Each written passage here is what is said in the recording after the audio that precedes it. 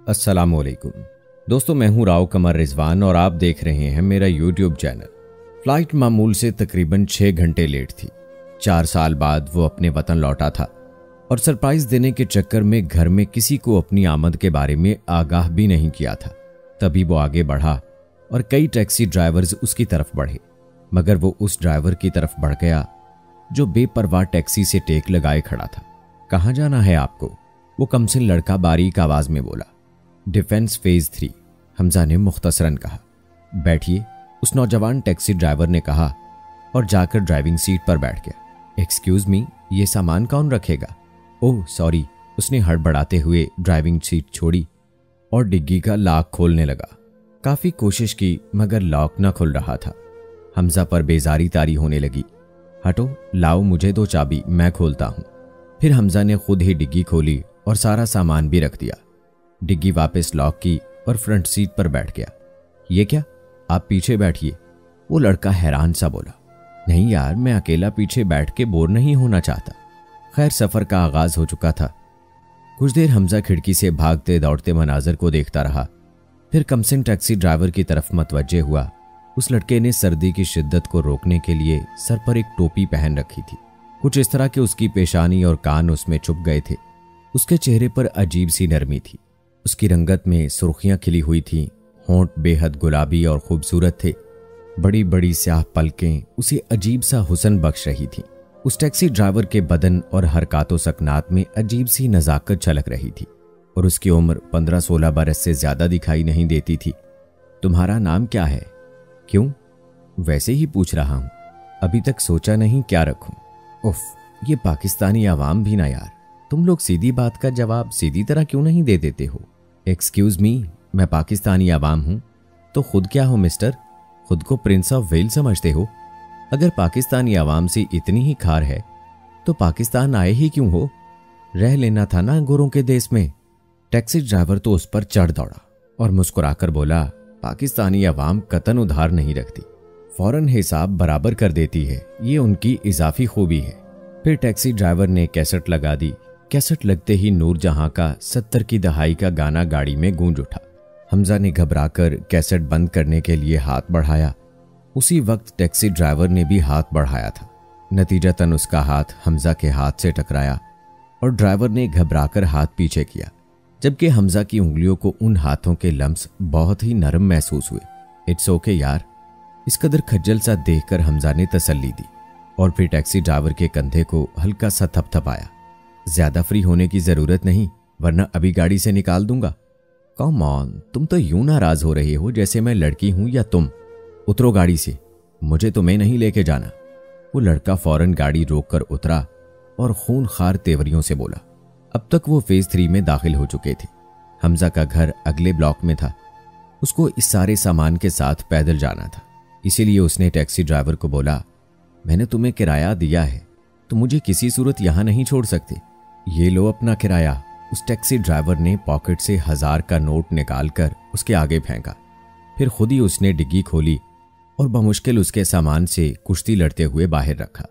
आखिरी बैग रखते हुए उसकी टोपी डिग्गी की हुक से उलझ गई और बाहर सर निकालते हुए उसकी टोपी हुक के साथ ही लटक गई। और उसके बाद जो मंजर हमजा के सामने था वो तो नाकाबिले यकीन था। टोपी में फोल्ड बाल खुलकर शानों और चेहरे के अतराफ में बिखर गए। बेहद खूबसूरत और सिल्की बाल। बिलाशुबा वो एक लड़की थी, नाजुक और हसीन लड़की, जबकि वो लड़की इस अचानक उफ्ताद पर बौखला उठी और इस कदर शजदर दिखाई दे रही थी कि बाल समेटने की जहमत भी गवारा नहीं की। ओह, तो इसलिए जनाब हाथ लगने पर इतना पारसाई का दर्स दे रही थी आप? पीछे रहो तुम मेरे से। फिर एकदम खौफजदा होकर गाड़ी में बैठी और लम्हा भर की ताखीर किए बगैर गाड़ी जन से दौड़ा ली गई। हमजा कितनी देर खड़ा इन सारी बातों को एंजॉय करता रहा। वो सामने आ जाए ना तो मैं उसका चेहरा नोच लूंगी। नेहा ने कलसते हुए कहा तो भाभी भी मुस्कुरा दी। तुम्हें क्या जरूरत पड़ी है ऐसी उल्टी सीधी हरकतें करने की? ये बात आप अम्मू जान और दादी से पूछें, जिन्होंने मुझे पाई पाई का मोहताज कर दिया है। अगर तुमने ऊट पटांग हरकतें नहीं छोड़ी ना तो वो तुम्हें तुम्हारी फुप्पो के पास लंदन भेज देंगे। टैक्सी तो अच्छी है लेकिन इसमें गाने पता नहीं कौन से जमाने के हैं। मैंने कैसेट ऑन किया तो 70 की दहाई का गाना बजने लगा और फिर फिर क्या उस खबीस का हाथ मेरे हाथ से टच हो गया। ये बात सुनकर तो भाभी जोरदार कहकहा लगाकर हंसने लगी। अम्मू जान और दाजी की 3 औलादें थीं, ज़ैनब, कमरुज़्ज़मा और फ़हद। ज़ैनब तो ब्याह कर लंदन में मुक़ीम थी। उनसे छोटे कमरुज़्ज़मा, जिनकी एक बेटी नेहा और उससे 5 साल बड़ा उसका भाई था। अम्मू जान और दाजी की निगरानी और साए तले परवान चढ़ने वाला अरमगान पैराडाइज एक बहुत अच्छा और खुशहाल घराना था। उनकी तमाम औलादें खूबसूरत और तालीम याफ्ता थीं। उस घर की एक ही बेटी थी नेहा, जो बहुत मन्नतों मुरादों के बाद पैदा हुई, तो गोया अरमगान पैराडाइज में खुशी की लहर दौड़ गई। नेहा सबकी आंखों का तारा थी। इतनी तवज्जो और मोहब्बत ने उसे कुछ जिद्दी और हट धर्म बना दिया था। वो बीएससी के फाइनल ईयर में आई तो उनका ट्रिप नॉर्दर्न एरियाज में जाने लगा। उसने अम्मू जान और दादी से इजाज़त तलब की तो उन्होंने इनकार कर दिया, मगर उसने भी जिद बांध ली कि वो जाकर ही रहेगी। उसने भूख हड़ताल करके देखी, लेकिन किसी सूरत बात ना मनवा सकी। उल्टा उसकी पॉकेट मनी बंद कर दी गई। इसलिए उसने भरपूर जाहरियत से ऐलान किया कि वह बगैर उनके पैसे का इस्तेमाल किए ट्रिप पर जाकर ही रहेगी।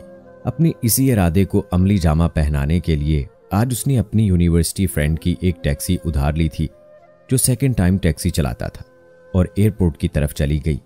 ये बात सिर्फ उसकी भाभी को पता थी, लेकिन आज भी वो कुछ कमाए बगैर जलती कुड़ती वापस लौट आई थी।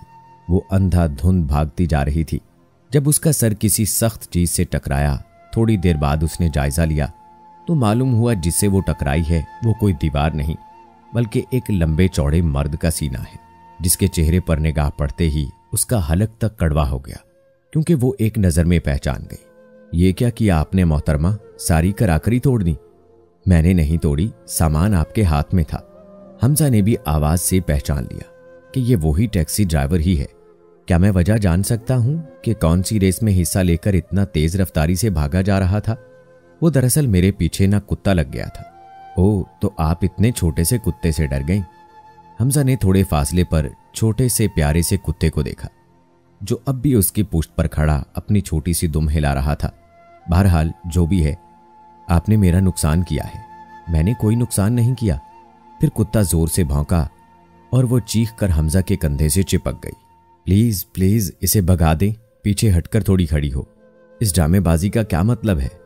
नहीं, मैं ड्रामा नहीं कर रही, मुझे सच में कुत्तों से डर लगता है। नेहा अपनी दोस्त आयशा से मिलने आई थी। उसका घर भी डिफेंस फेज 3 में था।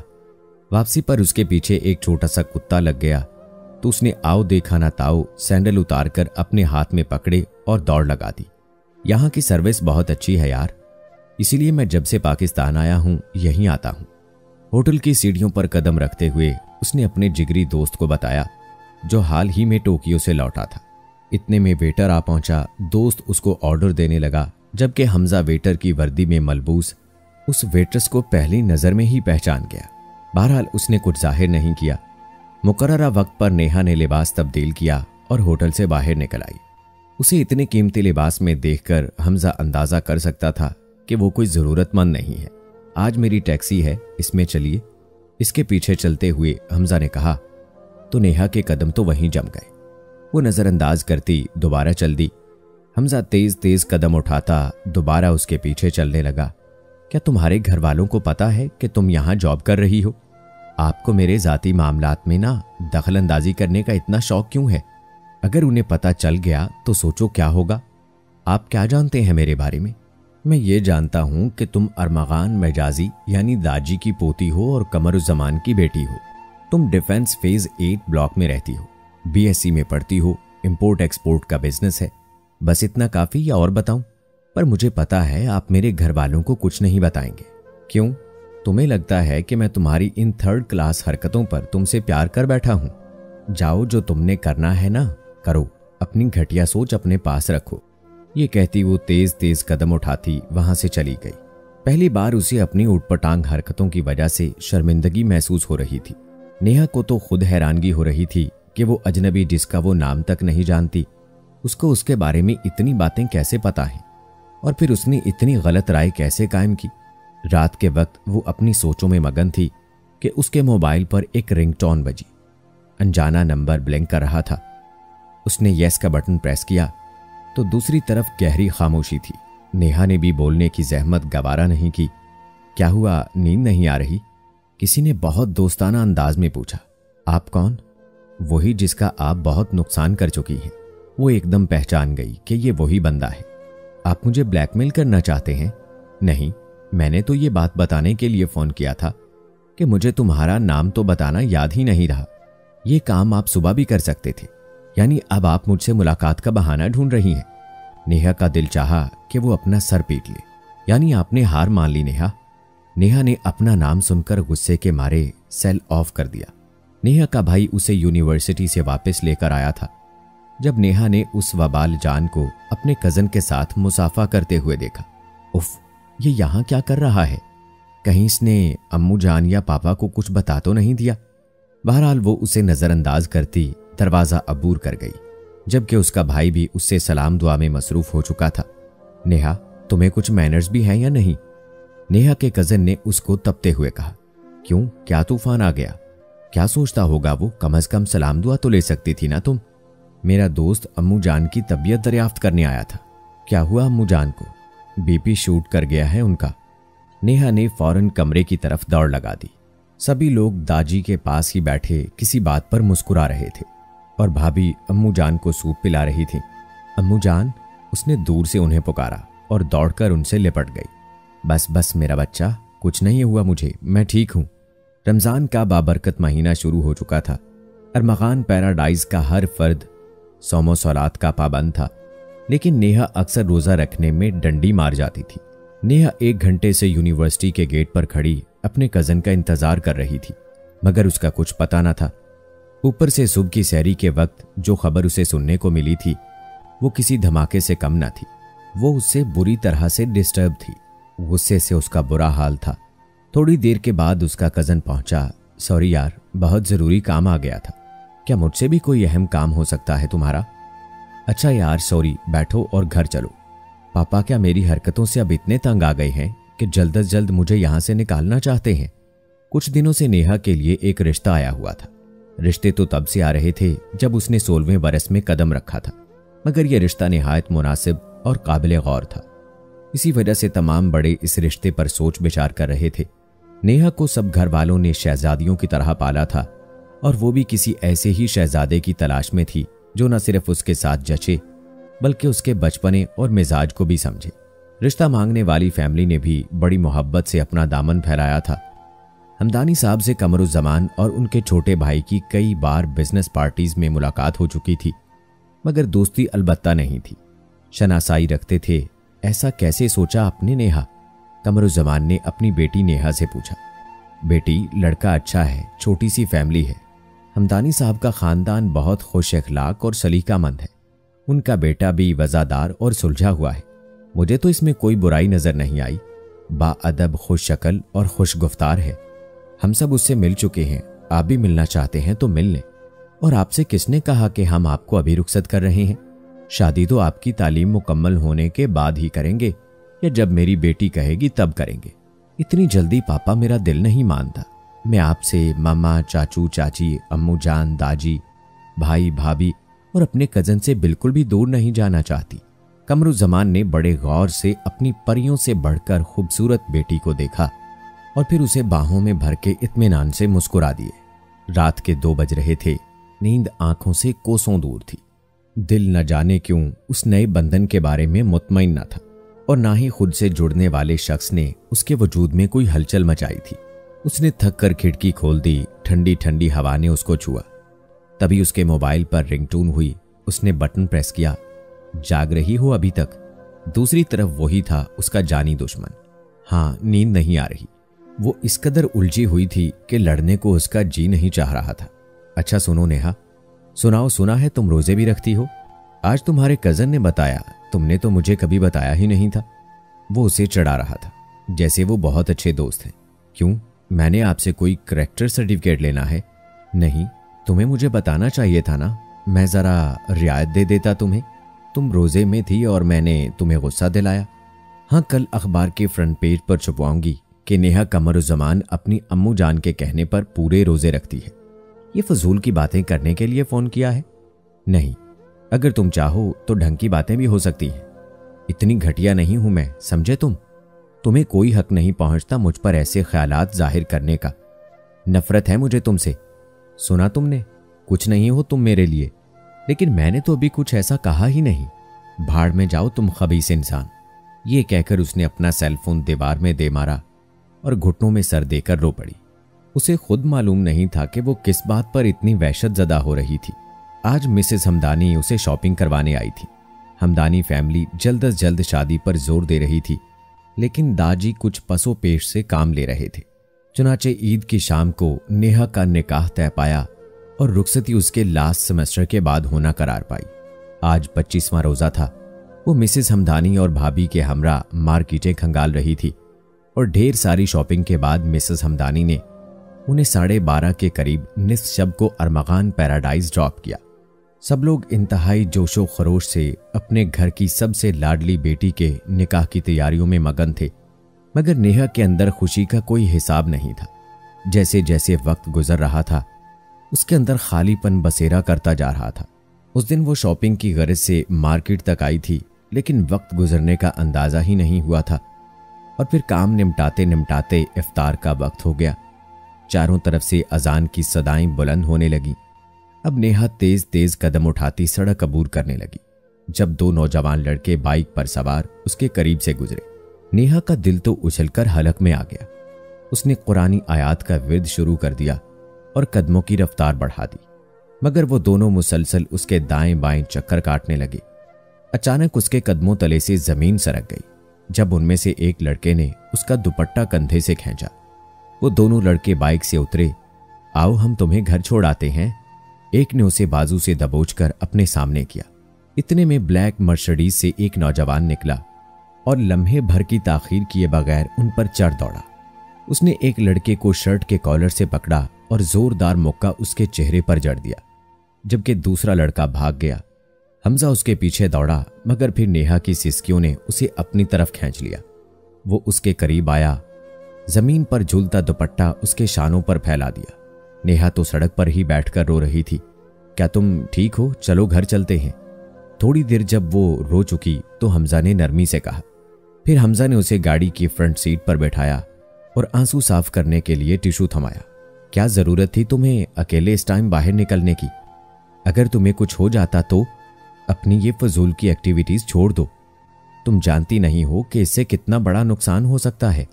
नेहा जो किसी की नहीं सुनती थी, चुपचाप हमजा की बातें सुन रही थी। फिर वो उसे अरमगान पैराडाइज से कदरे फासले पर ड्रॉप करके चला गया। आज चांद रात थी।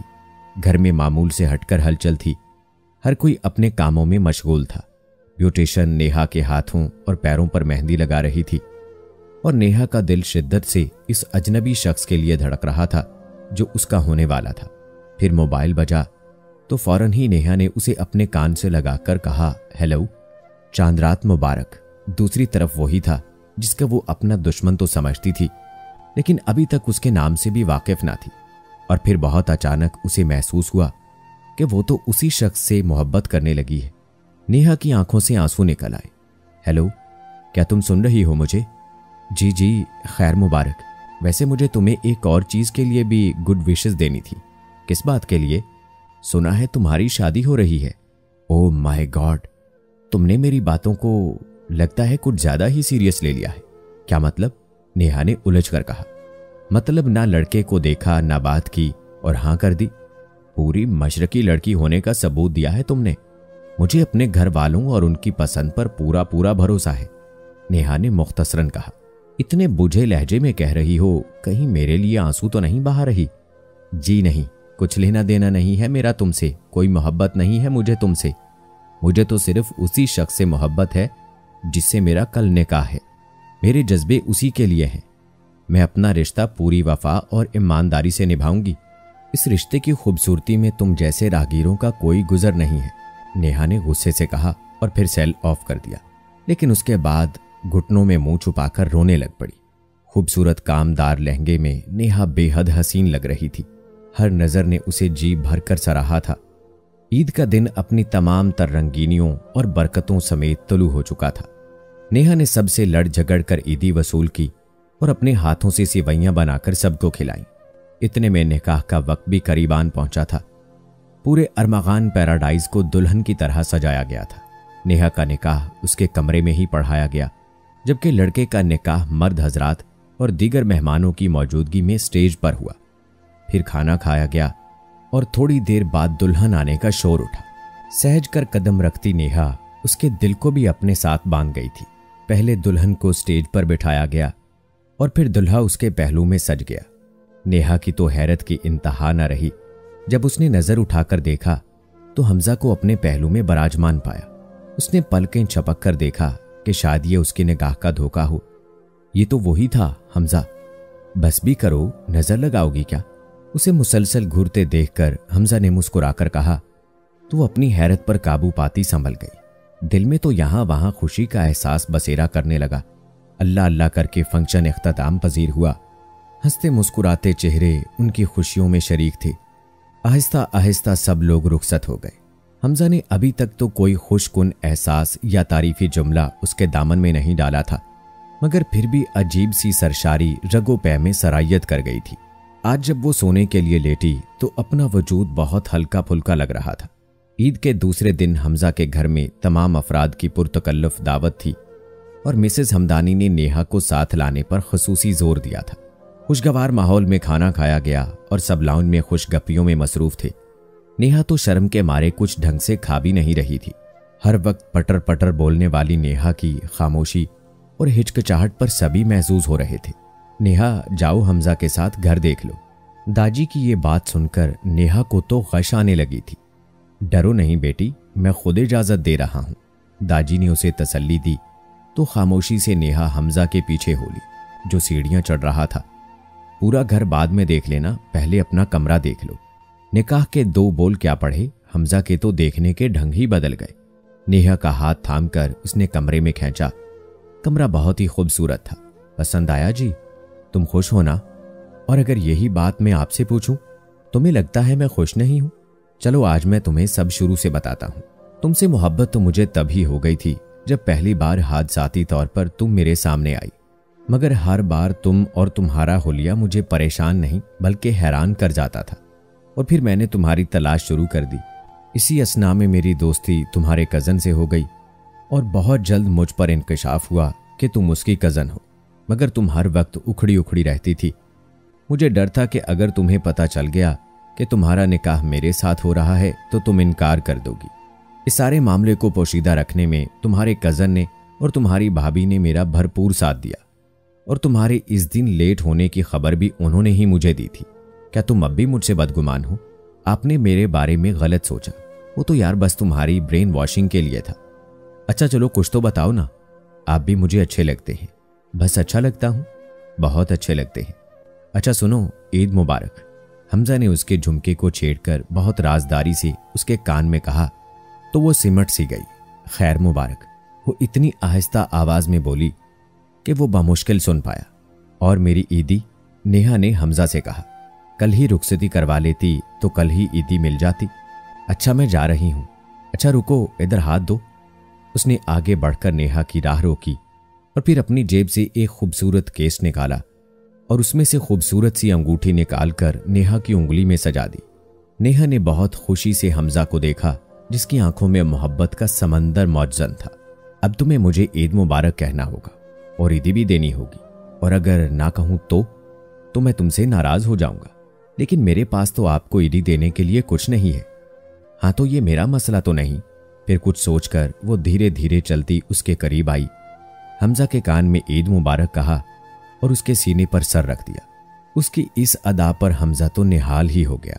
फौरन उसे बाहों में भींचकर मोहब्बत का एतमाद बख्शा और फिर अपने होठों से नरमी से उसकी पेशानी को छुआ तो नेहा ने धकेलकर हमजा को पीछे किया।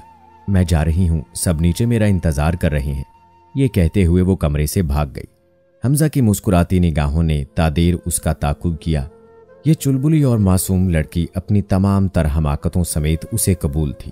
इस मोहब्बत पर एतकाद रखने वाली ईमानदार और वफादार लड़की के हमरा जिंदगी का सफर बहुत ही खुशगवार गुजरना था। हमजा को यकीन हो चला था ये ईद हमजा और नेहा दोनों के लिए मोहब्बत और खुशियों की नवीद लाई थी। दोस्तों, ये थी एक मोहब्बत की कहानी जिसमें कुछ शरारतें थीं। उम्मीद है आपको पसंद आई होगी। कैसी लगी कहानी कमेंट बॉक्स में ज़रूर बताएं।